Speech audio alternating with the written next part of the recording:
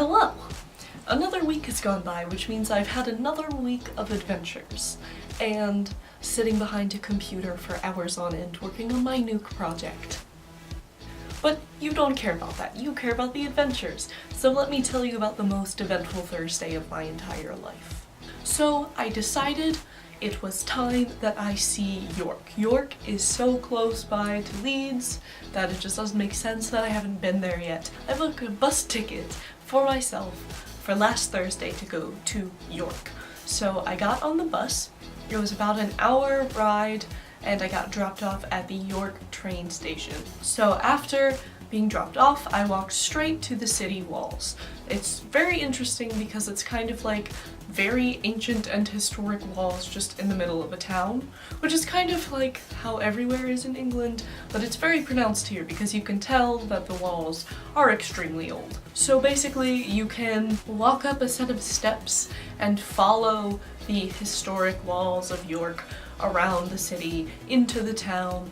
So I did a bit of walking, but it was kind of in the wrong direction, so I did a bit of exploring the castle walls, not castle walls, the city walls, and then I went to Leeds Minster.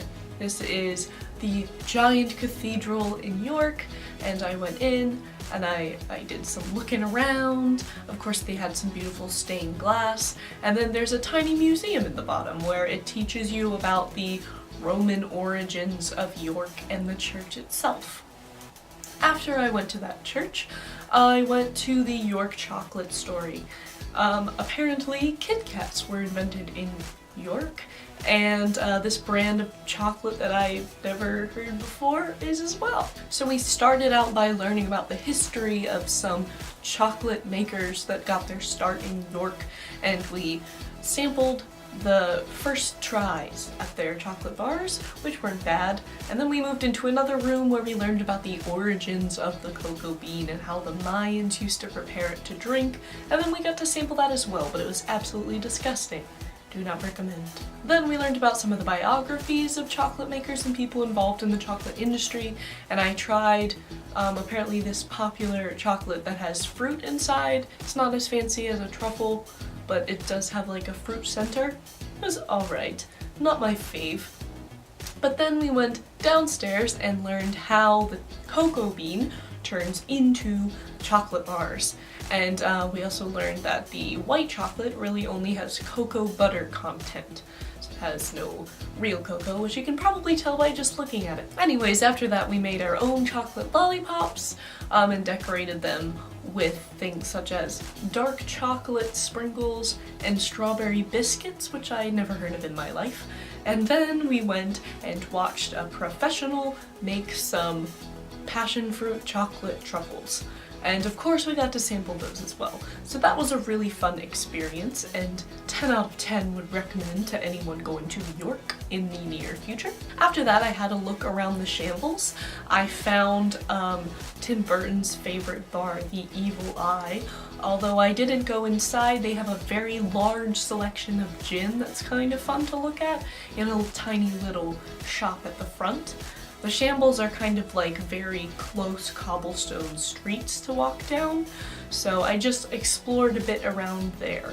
After that I went to the York Museum Gardens, where there is a very large stretch of land and there's little ice cream trucks and wildlife, but there's also the ruined St. Mary's Abbey that you can have a look around, and there's a tiny graveyard behind it which isn't accessible to visitors, but you can walk among some of the ruins.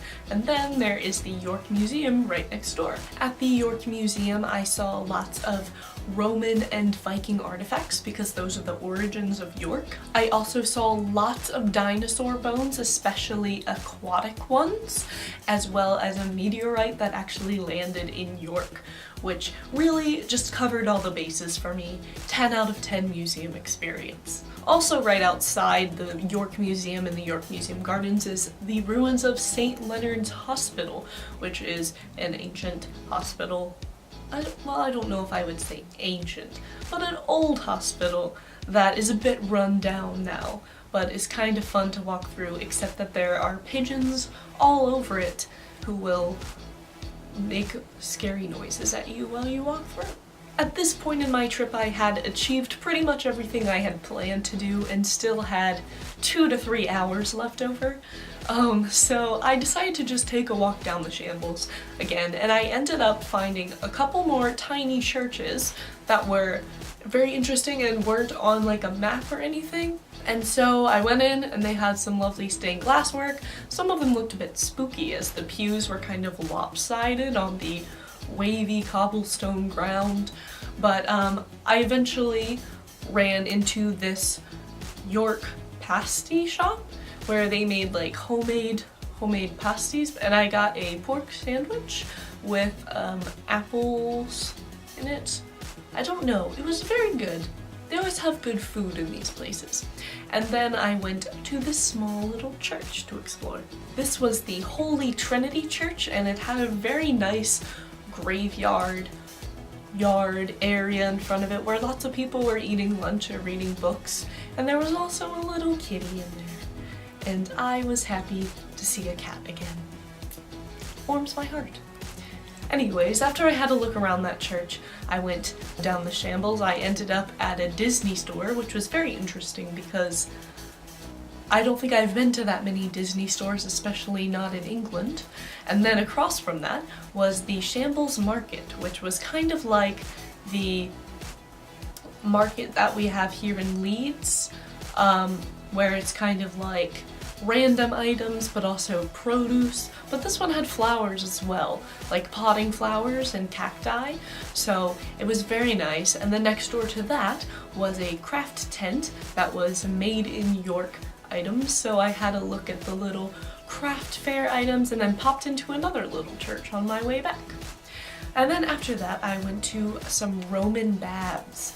So these were the remains of, well, Roman baths, and there were a couple other Roman artifacts in there as well. It was an independent museum, so there wasn't a lot to see, but what you got to see was the oldest ruins in York. I also stopped into some of the stores, such as the Yorkshire Soap Company. Now we actually have one of these in Leeds, which I thought was cool already, but oh my gosh, when I stepped into this place, I was blown away at how many things you can apparently do with soap.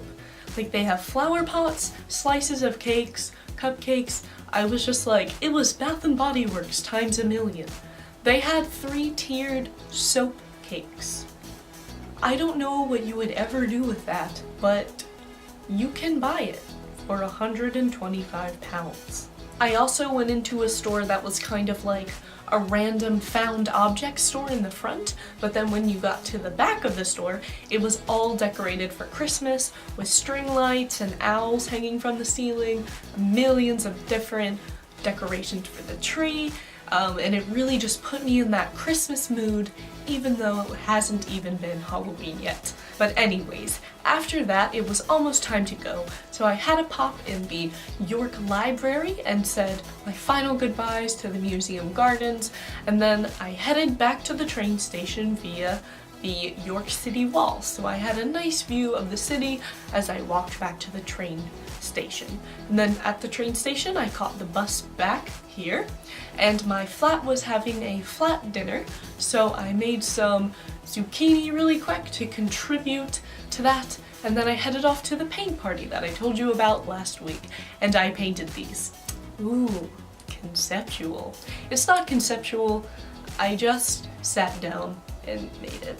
There's nothing more to this than what you see. And then my friend taught me how to make a marble painting, and I actually really like this one. It's kind of interesting. So this is my art. I also went to the grocery store to pick up tons of Halloween candy, because since I can't watch some of my favorite Halloween movies this year, like the Addams Family or Ghostbusters, because they just aren't available to me, I just had to stock up on candy. I got the Haribo Scare Mix, which is exactly like the Star Mix, except the flavors and colors are spookier. And then I picked up a bumper bag, which just had some older British candy in it, such as Parma Violets, which are kind of like Smarties, except they all taste like violet. And then I also got some vampire fangs and zombie brains, because it was just necessary. Then on Friday, I worked on my new project all day, and then went to a Halloween party with my boyfriend Jacob. And it was the first Halloween party of the year, and I found out about it a little late, so I threw together what I hope was a pretty good Harley Quinn costume. But then the next day, we went to Morrison's and picked up pumpkins, and I carved a pumpkin into a happy little ghost, and we toasted pumpkin seeds and watched Charlie Brown's Halloween special, which was very wholesome, and it was just that spooky season. You know, the spooky season just gets me right in the soul. But that's not all I have planned for this Halloween. I'm hoping to make some cupcakes, have a really cool costume, and maybe go to another Halloween event. We'll see. Maybe I can even find some more spooky movies on Netflix. But I'll tell you about it next week when hopefully I am in full spooky mode. And at the end of the week, I'll have gone to Whitby in North Yorkshire, which is a seaside town that hopefully promises some adventure. We'll see. So I'll see you then. Bye!